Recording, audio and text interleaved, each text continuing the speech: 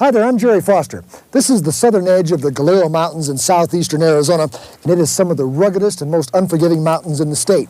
They've been the scenes of tragedies from Old West shootouts to fatal airplane crashes. Some of those victims died in 1950 when their Air Force bomber plunged into this very spot. But there were survivors. And then I saw, through my left eye, I saw some flames or light coming from around the turret.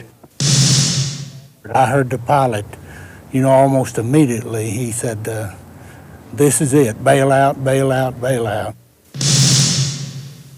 He died young, and when people die young, a lot of people take notice.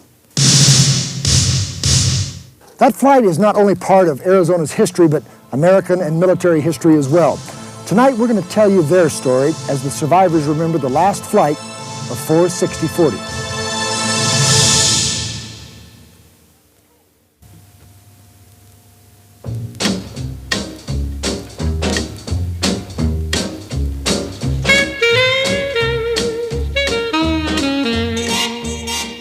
The late 1940s. The big war was over and America was on the move. Big, brash, shiny, and new, everyone was rushing, trying to make up for lost time. The Army Air Corps became the Air Force in 1947. But now, we were a country at peace, and that translated to less money, even for a new program started a year before called SAC, Strategic Air Command. There was a real big cutback in the Defense Department in 1949, so we were really operating a lot on a shoestring at that time. So it took a lot of loyalty and dedication and sacrifice on the part of all the people that were helping build SAC at that time. The idea behind SAC was simple, to always be prepared, ready at any moment to both defend and, if necessary, to attack. This new unit included weapons whose awesome power had only been used twice before, in August of 1945. There was certainly a lot of effort and time and money spent on SAC because it was pretty much the first nuclear delivery force. So we did have a lot of priority, and we had a lot of top people and good people we had to have. Many of those good people were part of the 43rd Bomb Wing at Davis-Monthan Air Force Base in Tucson, Arizona. Because of always being on call, knowing they could at any moment be sent on dangerous missions, there was a great deal of pressure on the men and their families. We felt a lot of pressure. But however, I think most of us in SAC felt that the job we were doing was worth all the trouble that we went through. Patience, strength, love, and devotion, because you soon learn to love that SAC base as much as your man does.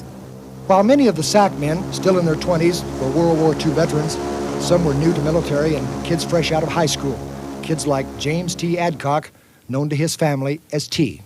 He had a friend that they knew they were going to have to go in service, so they went in on a dare. Really, that's how they decided to go at a certain time. The bunch of seasoned veterans and fresh-faced newcomers became bands of brothers, joined by their pilot and aircraft commander. The camaraderie is close.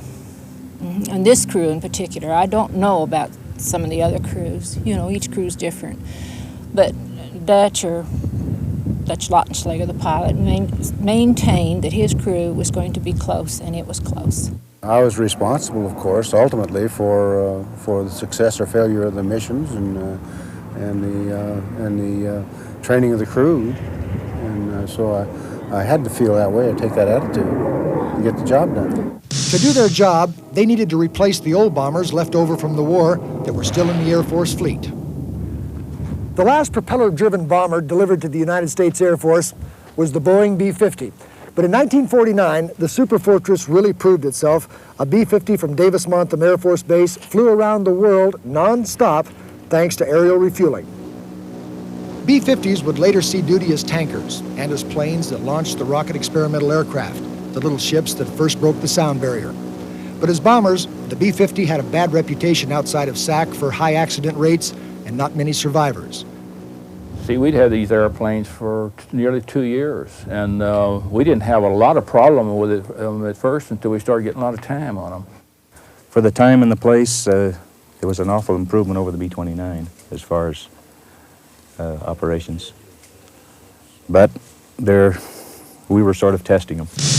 July 12th, 1950. The Korean War was barely 3 weeks old. The word went out that afternoon that a maximum effort was in effect, a major training operation. Flight 46040 took off that afternoon from Tucson on a classified mission. They had to turn around over New Mexico because of carburetor problems with the number 3 engine. The flight returned to Davis-Monthan for repairs, and that would take several hours. Like other missions flown by SAC crews, this one was considered classified and one of high security. The wing was running what we call profile missions, which is very similar to what you would use for nuclear deliveries. They had targets all laid out, and supposedly they were targets that were similar in a lot of ways to certain of the Russian targets that we might have been called on. It was supposed to be just another mission, but not all the crew members felt that way. Marcelino Daniel told another SAC wife what her husband did that July afternoon as he told her goodbye. She said, Bob stopped at the door and said, oh, wait a minute, Marceline, and he took his billfold out and gave her all the money that was in his wallet. He carried the money. She never had any, maybe $1, a couple of dollars like that. And that was all the money they had between themselves and payday. So what possessed him to do that, we don't know. Did you ever think that maybe Earl wouldn't come back? Every time he took off. Another crewman on that flight was young T. Adcock. Before taking off, he called Peg his wife of 19 months. He told her he just wanted her to know that he loved her. He'd never called her prior to a mission before. But finally, around midnight, the crew headed out for their ship. The serial number was 46040, but the men in the wing just called it by the last 3 numbers, and this would be the last flight of 040.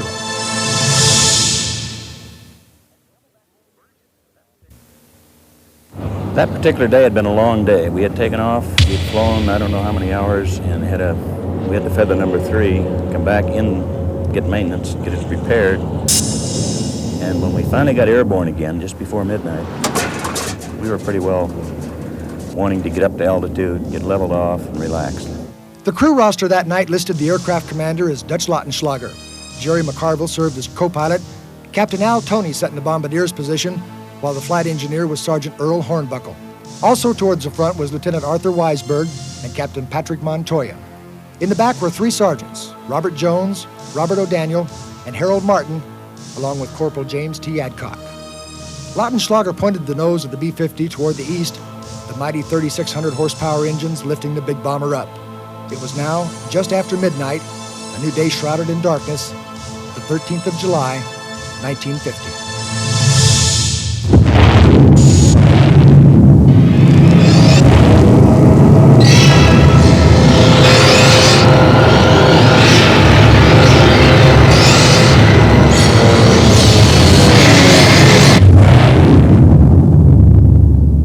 We were going to level off at 13,000 feet. Passing through about 12.5, 12.6, I remember I asked the engineer what the level off power setting was going to be. I had an oil leak or something on number 3 engine, and I'd asked one of the gunners to put a light on it. They had a little portable light that could flash out on the engine, and about that time I recall seeing the cowling just peel back on it, and immediately the airplane dropped off to the side and started to spin. Of course, I had tried the control column, and there was no control left, and flames were coming in around behind the engineer's panel and the forward turret.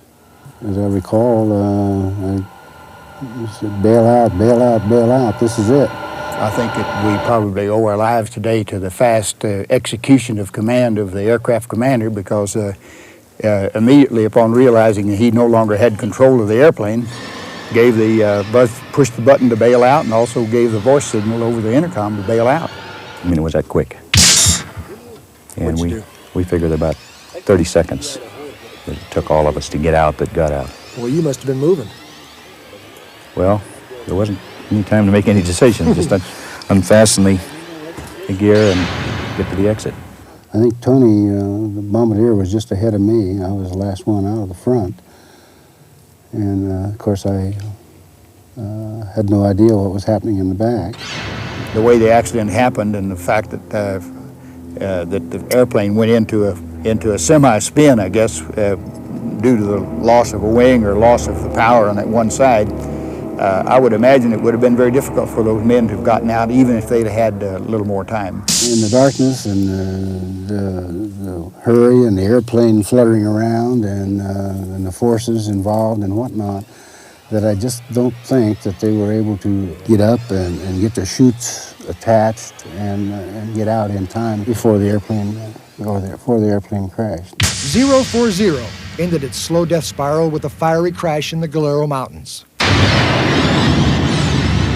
Having cheated death once, the parachuting crewman now faced a second challenge.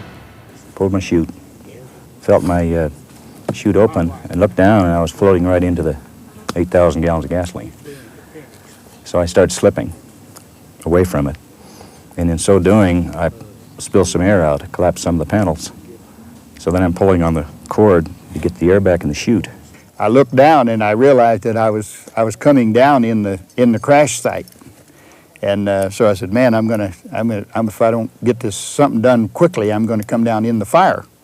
And about that time, a big puff of black smoke came up and caught me, a hot thermal from the fire. And I figured, well, I must be getting pretty close. And I didn't realize how close I was, because just about the time that thought went through my mind, boom. I hit the ground. It felt like a truck ran over me. I was a little heavy for the parachute I was wearing, and I fractured both ankles. I immediately yelled, and I was able to locate a couple of the other guys that got out. And so 4 of us, I guess, got together that night, or 5 of us, but we never could locate Dutch, the pilot, so we figured, well, I guess he bought it. I had damaged my left knee when I landed, and I could hear some of the others across the ravine from me, but the wind was blowing pretty strong. I could hear them talking just in a normal tone of voice, and even talking about me, wondering if anybody knew whether I got out or whatnot. And I yelled and yelled and yelled to try to get their attention, and I couldn't make them hear me because of the wind blowing the opposite, or towards me. It would be daylight before the crew and the world would know who survived the flight of 040. In Tucson, 10 wives waited, worried, and wondered. When morning came and I hadn't heard anything from any of the wives or any of the base people, well, then I woke my kids and we were going out to the base to find out. And as I was locking the door, I turned this way and my kids said, "Look, Mama, there's some officers." That was my first inkling that it was our crew. Stories of the missing bomber hit the news wires around the country, traveling faster than official notification did. I was at work, and Mama called me and said a man had just called her. He had picked up on the ticker tape at the airport a death notice, and that he wanted the story on her son, who had been killed in the Air Force in Tucson, Arizona, and Mama did not know that. I reached in my pocket, and Mama had given me a letter to mail to them, and I had forgotten to mail it. And when I reached in my pocket, there it was. In the summer sunlight, the men were overjoyed to discover that Dutch was alive, but they were saddened as they realized who was missing. Robert Jones, Robert O'Daniel, Harold Martin, James T. Adcock, all were killed. For the living, it was time now to wait in the hot July sun for help to arrive. A small plane spotted them first. Then working his way up through the rugged terrain was a cowboy who the night before had watched the B-50 plunge to the earth in flames. To these men who had come so close to dying, the cowboy symbolized hope and life. When we saw the horses and the men, and we knew then it was just a matter of time to get out of here. Prior to that, of course, we were up there waving our parachutes, and we saw this little airplane come in. They waved at us, so we knew we were found. Loaded up on the horses, they began the slow trek out of the crash site, headed back toward home. They stopped once at a muddy watering hole. It was dry, bugs, and them guys was dry. They wanted water, and just little bitty puddles. And full of worms and bugs. And I took my handkerchief up and put it over the canteen and filled that up. And I gave him that water. They didn't know, but I got him home. I saved him. Oh, he kept trying to build our spirits up. We'd ask him, how far is it? And he'd say, oh, it's just over the rise. And when you got up there, you'd say, where's it at? And he said, well, just over that rise. He'd pick out another one. But he was great. Investigators from the Air Force and Boeing swarmed over the wreckage. They'd spend the next 3 weeks piecing together, as best they could, what happened in those final terrifying seconds.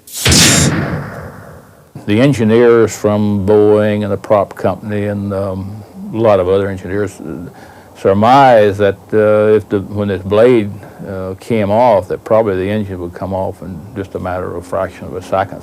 It would be nearly 6 weeks before the prop from number 3 engine was found. While the plane itself was 2 years old, 3 of the props had only 19 hours of flight time, including the one from number 3 engine. Once it was found, though, it backed up their theories. I would guess that probably metal fatigue or something. It's just really hard to say, because afterwards they set up a procedure of doing like X-rays and Zyglo or something. Some type of procedure where they could test the props to find out if there was any defects in the metal on them. While investigators combed through the wreckage, as they sifted through the scorched metal, the families and friends gathered to grieve. But it would be decades before strangers would ask about that last flight, and before the ones who survived would return once again to the Galero Mountains.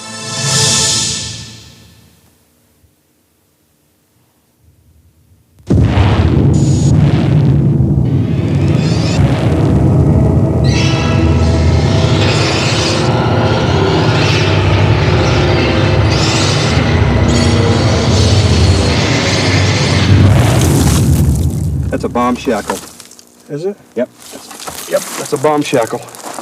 That could be the bomb shackle, too, because it was a nuclear.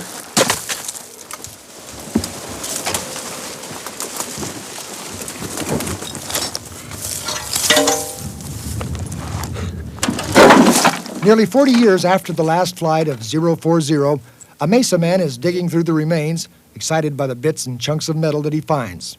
It's just a matter of curiosity. It's something that not many people delve into, they really want to look at. Because to most people, this is junk. This is a gold mine to me. For nearly 2 years, Richard Johnson has been researching this final flight of an Air Force bomber. It began when friends showed him photos of the site, telling him a B-29 had crashed here. I got looking at the pictures, and from the size of the engines, I could tell, just because I'd studied the B-29 and the B-50 aircraft, I could tell the difference just by looking at the engines. My curiosity started, this drive to come in, see this thing, and research it, find out what happened. An aviation enthusiast, he did more than bring facts together. He brought people together as well. Of the 6 survivors from that night, 4 remain alive today. Dutch Lautenschlager retired as a lieutenant colonel, and so did Jerry McCarville and Al Toney. Earl Hornbuckle left the Air Force in 1958 and went to college and became a math teacher. And Richard Johnson found someone else for this reunion. How are you, man? God, long time, huh? Just another one? That's Lautenschlager. Oh, Good to see you, man. You better believe it. Enjoy seeing you today, but I enjoyed seeing you more about 36 years ago. Yes, no. To see the 4 men and Rocky reunite right here at the wreckage site, really, those moments really brought some tears to my eyes, and really hit deep down. Really meant awful lot to me to be doing this research for 2 years, and I never thought it would go this far. This reunion, though, was not without regrets. I do wish that some way or other we could have notified the boys' families that were killed. That would have been nice. But through Richard Johnson's relentless digging, he did just that, placing a telephone call to one of T. Adcock's 5 sisters. Soon, another reunion was taking place, this time in New Orleans. The sisters of James T. Adcock met to remember their brother. I loved him. He was in Technicolor. He was bright-eyed and bushy-tailed. He was red-headed, had beautiful brown eyes, beautiful boy. As we got old enough to babysit, we older ones did.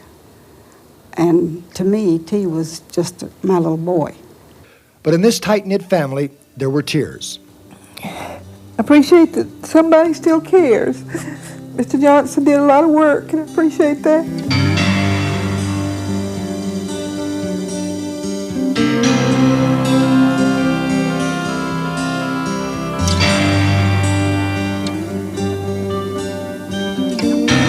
It's not a purging of feelings after all these years.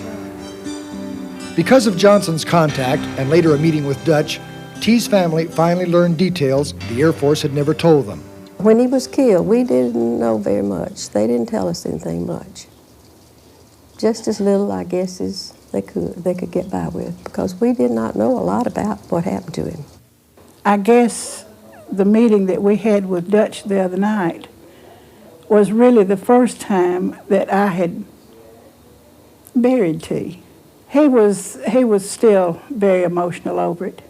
Still, in fact, he said someone had asked him if he could have his crew back together again, what would be the words that he would say to them. And he said, well, for the living, there's not much I could say for that because they're alive. I suppose it would be that sort of an apology that sorry we couldn't do more for them, but there just wasn't, circumstances were such that there just wasn't time to do anything. There wasn't any more we can do, and the best we can do now is remember them. And you do? We do. The crew from the last flight of 040 was only a minute part of the Strategic Air Command. They were a small section of the men and women sworn to protect and defend the United States. They have a closeness that only those who've been there can share, but they'll always remember the ones who didn't come back, and they'll always share the pride that says they'd do it again. Without a moment's hesitation. This airplane was flyable, and you had a call, and it was your call to duty? I wouldn't hesitate a minute. I'm sure he gave it all he had. Whatever he could do, I'm sure he did his best. I feel like I'm doing something to further patriotism, if you will, by bringing these men back here, reminding ourselves and them and the rest of the United States of a time in our nation's history when we needed to fly these missions. Nature has taken over at this place of memories, trying to cover the scars from that fateful night, but the survivors of 46040 will never forget. They were doing their duty, something they believed in, and something their friends ultimately gave their lives for. The crew of 46040 served their country while reaching for the stars. So many things have changed, but that dedication lives on today with others like them who are continuing to reach even higher. I'm Jerry Foster. Good night.